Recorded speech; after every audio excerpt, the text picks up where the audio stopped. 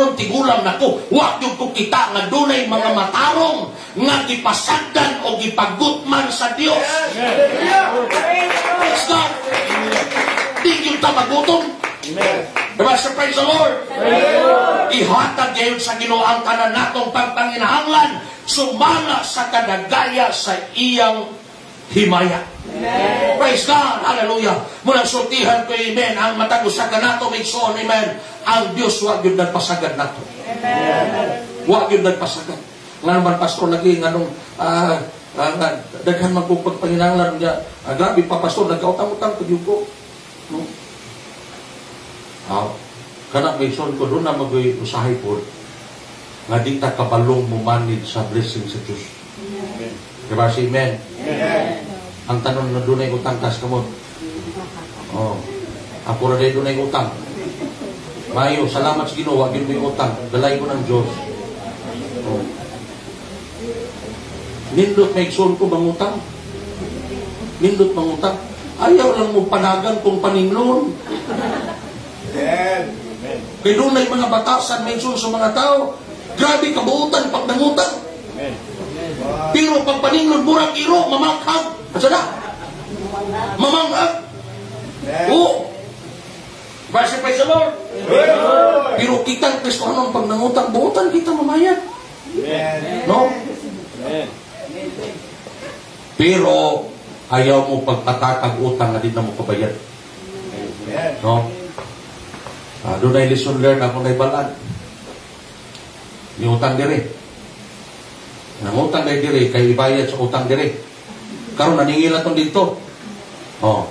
Nangutang na po dire para ibayad sa utang dito. Kanya katong dito naningil na po. Di hangtod may son ko, wa na mangutang. Kaya ang ibayad sa utang, puro po dinutang. Ang nahita mo, murag siyakoy. Nagkabikos-mikos. Pati ang kinabuhi. No? Praise the Lord. Nindot mangutang may son ko, pero ayaw na itong pangutang na siguradong makabayad ka. Di ta magpatagag utang na para lang sa itong luho. Gusto ka ni. Lakos ta. Lakos te. Lakos. Gusto ka ni. Yung purting mahala. O yung imong sildo pa ukay-ukay lang. Asan mo kaong tukuban? Mangutang ka. Pagpalit ni mo, nakautang na ka. Di ang nahita mo, magsige na kang pangutang kay nabitin, nabili, na mismanage man nimo ang kwarta nimo nga wala na sa tarong pagasto. Muna kung atong sweldo, pag ukay-ukay ra, ato na tamalit sa ukay-ukay.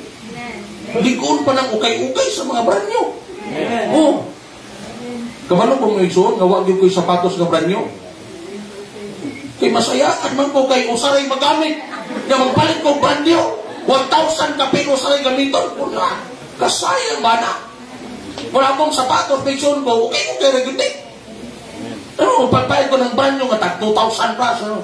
Ingo bitaw itong isuon, batang mo Singapore. Nindot ka sapatos ko. Na gusto mo na. Saya na kwarta no nga 2,000 plus. No, kanang Rusty Lopez 2,000 plus. Iko gasayang saya na ng kwarta ka usaray gamito na ko. Kisa may magamit ang wala. Kala may sun ko mahimot ang practical ba? So sa kini may sun problema na sa kinabuhi kita o sa nagimo-himo. Muna kung unsa gani ang kaya sa atong panalapi, tayo sa itong kabuta, itong medyo taas. Anhi ka sa tama ra sa imong maabot. Nga naman, kay mo abot ra yung panahon, nga maabot ra yun ang imo. Diba sa praise the Lord?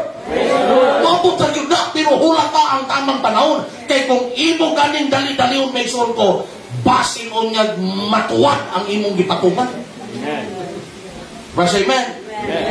Praise God mo na, kung mangutang ka, balik-balik nito ang utangan eh. No? Mamayag dito. No? Latagan na itong dinamisyon. No? Praise God. Pero, pero, ayaw yun mo pangutang sa mga kaigsunan. grabe, Pastor. Muna Ginoo. Sa inungdan. Mangayo, tama ka na ba? Pangayo lang mo. Asa mo gusto? Pangayo nga libre? O mangutang mo, nga na mo bayaran? Pangayo. Di yun ako malimtan, may isuan ko, usak sa diskutir sa siligan sa una. No? Kami lang doha sa mga, nangutang mga das likod. Nisulay kong panghulam. Kini sila, ayahay sila kaya doon negosyo. Nihulam ko, may isuan ko. Di ko kalimut ato ba? Di ko kalimut ato. Nisulay kong panghulam. Di ko, Paul. O, saan Paul lagi ito ako ina. Paul, pwede ba Paul hadis antila ito? Ikuti, pwede ba makahulam ko o 500 kay ipalit o bugas? Minsan na, ang among kwarta, igo ragyod sa among budget. Kaya si ang kulimo, wala naman nagtrabaho. Igo rin sa budget. Pero nasa negosyo, kanang turtahan. Kabalo mong turta? Oo, doon ay turta. Igo ragyod sa ilang sa among budget. Sa doon ay 200 o ayaw na libayarin. Hindi ko, praise the Lord. Nangulam ko, pero walay bayad ang gihatag na ko. Di na ko maguna-una. Amen. Oh. Muna, mikson ko, sa kaigsunan, ayaw mo pangutang. Oh. Ngano? Duwaray nung danala. Pwede nga ang imong kaigsunan, maningil ni mo, wa kay ikabayad, makulitan ka, kaya na kong simba. Sige, paningin ko kung isong dito.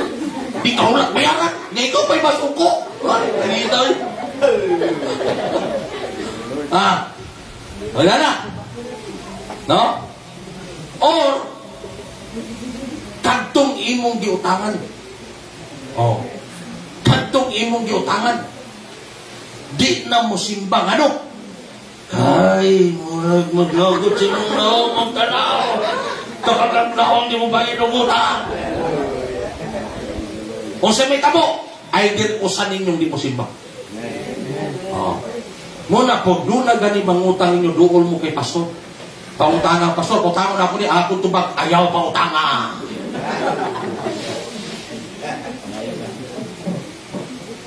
Kung magpautang po mo, dool sa mo sa kuha. Kung mangutang o magpautang, dool mo sa ako. Kaya iglong yun ako. Ayaw pa utangan, ayaw pagpautang. Hatagi lang kung doon na kayo kahatag. Ano man, kay kasagaran sa utang, dinhita magka-bigilay. Basta praise the Lord. Basta praise the Lord. Pero doon ay pagpayansulti. O doon pagpasok. Huwag bibugas pa. Ayun ay napautanga.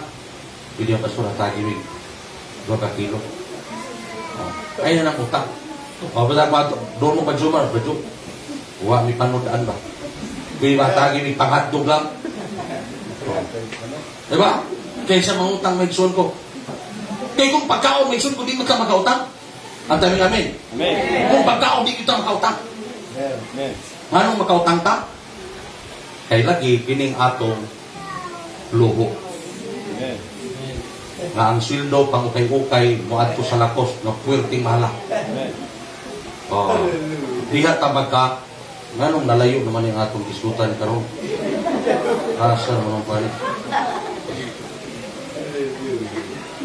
So ingon ang pulong sa Ginoo that my God shall supply all our needs. Ato ning barugan ang pulong sa Dios nga di gyud ta pakamsan sa Ginoo. Praise God.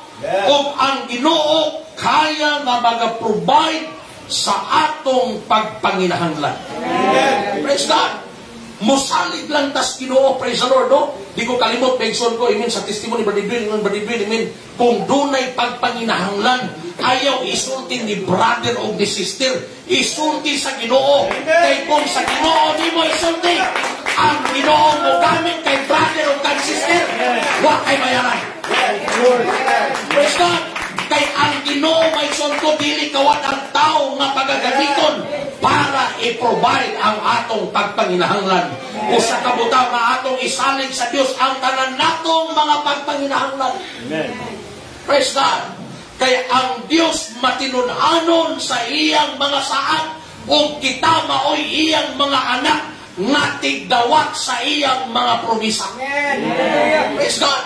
Atong pagadawaton o atong i-claim ang mga saad sa Diyos sa atong kinabuhi. Amen. Hallelujah. Sa mga kapanahunan, praise God, ganin adunay ginatawag nga kapakiyasan sa kinabuhi. Ang Diyos usab nagasaan, if we confess our sins, He is faithful and just to forgive us. Amen. Di na kinahanglan may igsoon ko, praise God, nga diin imin magmukmuk ka. Di na kinahanglan may igsoon ko, praise God, nga diin, hallelujah, ma-discourage ka. Amen. Saligi ang imong amahan. Nasa ikaw mapakyas may igsoon ko, nga muduo lamang ka kaniya uban ang Espiritu sa pagkamakainugsanon o paghinulsol kay ang imong ang atong amahan anda mo pasaylo sa atong mga kaluyahon. Amen. Hallelujah. Doon ay ingon sa usa ka tigulang. Simba-simba mo magyapon makasala. Kinsa may di makasala ninyo, taas ka mo. Kitang tanan makasala. Amen. Ang lamang lang pag nangalagad tas Ginoo, pag nahimot ang anak sa Ginoo, diha sa bautismo sa iyang pangalan, kung kita masayop o makasala, priority kang pasayloon. Amen. Ang atong anak masayop man eh. Ani pwede nga pag nasayop ang atong anak, atong isalikoy. Verse Amen. Inahala ang Diyos, praise God. Mao bitaw nang kinahanglan ato gyud siyang dawaton. Ato gyud dawaton iyang pangalan sa iyang bautismo aron mahimutan niyang anak o sadyang mahimutan niyang anak. Amen. Sa panahon mapakyas ta, ingon ang pulong sa atong Ginoo, ato lamang hinulsulan ang atong mga sala o siya magapasaylo, magahinlo sa atong pagkatili matarong.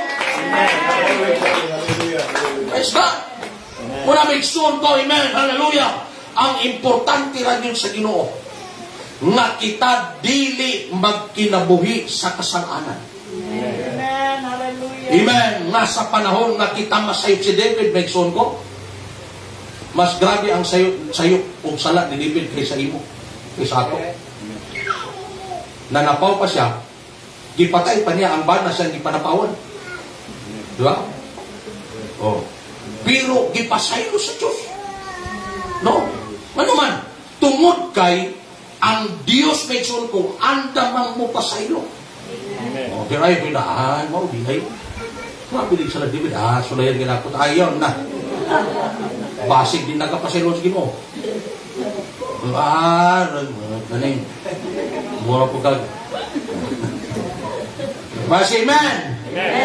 For I know the thoughts that I think toward you, saith the Lord, thoughts of peace and not evil, to give you an expected end. Amen.